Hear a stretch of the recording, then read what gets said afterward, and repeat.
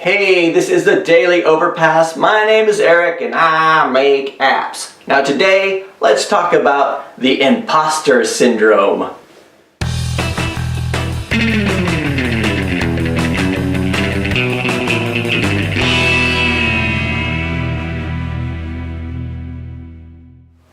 Alright, so I was just having a chat with somebody on our Facebook page. He was asking a few questions about, he was just starting out and he was asking a few questions about, apps and marketing and just putting yourself out there and stuff like that.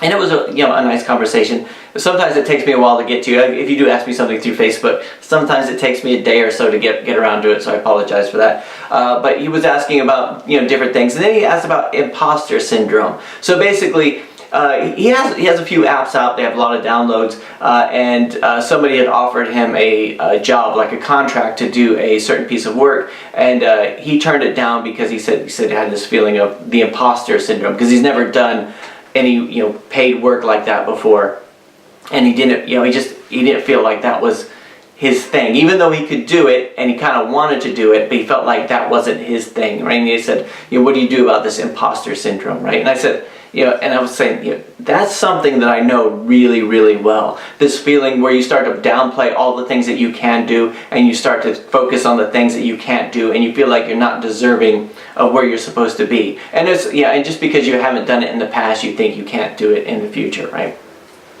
And this is something that I go through all the time. I go through it now. I mean, it's not something to get over, right? But I used to always say, and I think I may have done a video about this before, that if you don't feel like a fraud every once in a while, then you're not pushing yourself hard enough, right? If you're working in a company, you stay in the same company for 20 years like they used to back in the old days. I know some people still do, right? You stay in a company for 20, 30 years and you retire, right? You might be working in one position, and then after 3, 4, 5, 10 years or whatever, somebody would come and put their hand on your shoulder and said, Johnson, it's time for you to move up to the next level, and you'll get a promotion and you'll get new responsibilities and you'll go like this to the next thing, right? But when you're working for yourself, and especially in this economy, like if you're trying to just make things work for yourself, there's usually nobody to tell you to do that. So it's up to you to push yourself to that next level, to assume new responsibilities, to say, hey, I want to try this new thing, I want to do something else. I'm fed up with my, I'm bored, I'm tired, whatever, of my life at the moment, and I want new challenges and new responsibilities. So you branch out to do new things, whether it's do apps or working for clients or making music. I don't know. It's anything. Anybody who ever does anything like that, it's something in them that has to say, okay, I'm going to do this now, and it has to be that first time, right? And that first time is a bit where you feel like you most feel like a fraud, right? And you put yourself you put yourself in a situation where you're way over your head, right? And this is something that I go through over and over and over again, right? My dad once said to me that we all have this fear that if anyone knew what I was thinking at the moment, they would not hold me in such high esteem, right? And it's true. I think it's probably true of anybody. We all have to convey this air of confidence. I know what I'm doing, but a lot of times, we think about the things that we don't do, right?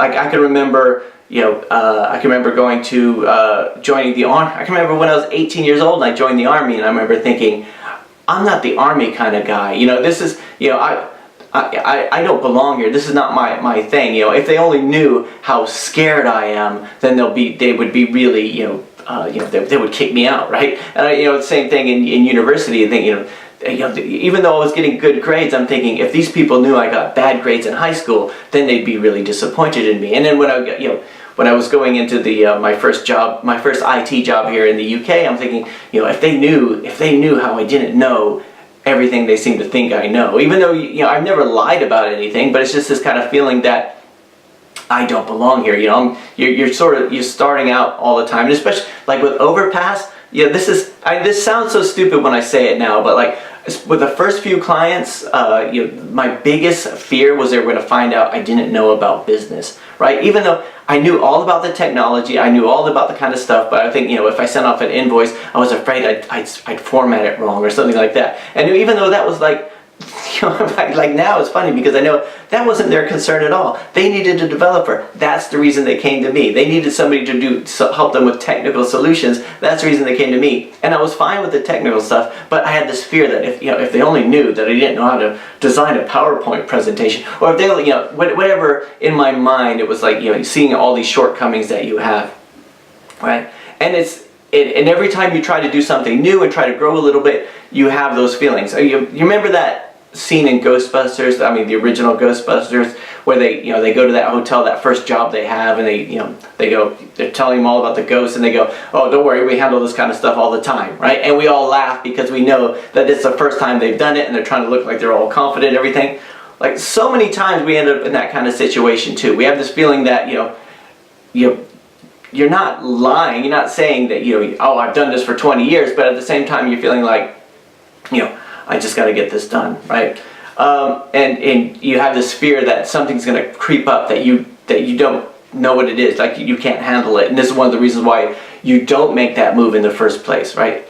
Like, I like to think of it as going skydiving, right? If you've ever gone skydiving, the hardest part about going skydiving is saying, yes, I'll go skydiving, or picking up the phone and calling them or whatever. Because once you've committed, then you're kind of, you're kind of in over your head, and you'll get through it, right? Whatever you have to do, close your eyes, scream, whatever, you're going to get through it, right? You'll take the class and all that kind of stuff, right?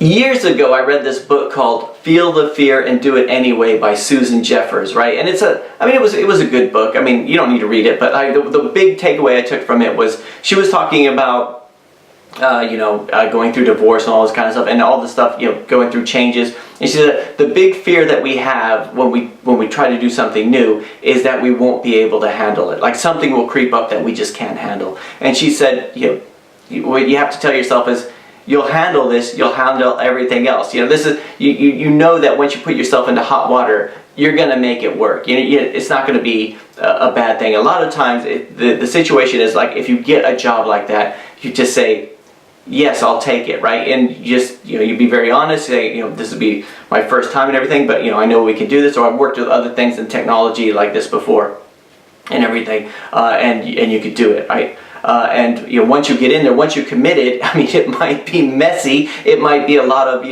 oh my God, like, oh my God, what am I going to do? But you get through it. You'll learn. You learn as you go when you get it done and everything like that. And it's just, it's just a fact of life. When you start off, you have to start somewhere, right? You don't start off with experience. People don't get experience first and then do the thing that they have experience in, right? It's always, it's always that way. But feeling like a fraud, I think, is always going to be there, or that imposter syndrome. Like, it's all over the place. I bet when I'm 90 in a nursing home, right, and I'll be thinking, God, if these people knew, if all these other older people knew how bad I was at shuffleboard, really, or whatever, then you would. So anyway, those are just my thoughts for today. If the hard bit about working for yourself and doing things on your own and advancing in life is that those first few feelings of being a fraud. I know there's people out there who don't feel that. I know there's people who just approach everything with confidence. They could just go in there and say, oh, I can handle this. I don't know what the big deal is, right? And those people are always there. They make me sick, right? But I'm not one of them, right? But I envy them, really, because they go and do something, it doesn't work. Oh, just move on to the next thing. And whenever they talk about something, if you talk to them, you realize they don't know as much as they sound like they know, but they're really confident about it. Right, so that's always going to be there. Anyway, that's it for today. If you guys want to share any experiences of when you felt like a fraud, coming up, or or even the thing you're working on now, or the next thing you're going to work on, I'd love to hear about it in the comments. And also don't forget to like and subscribe and all that kind of stuff. Anyway, that's it for today. I'll talk to you guys tomorrow.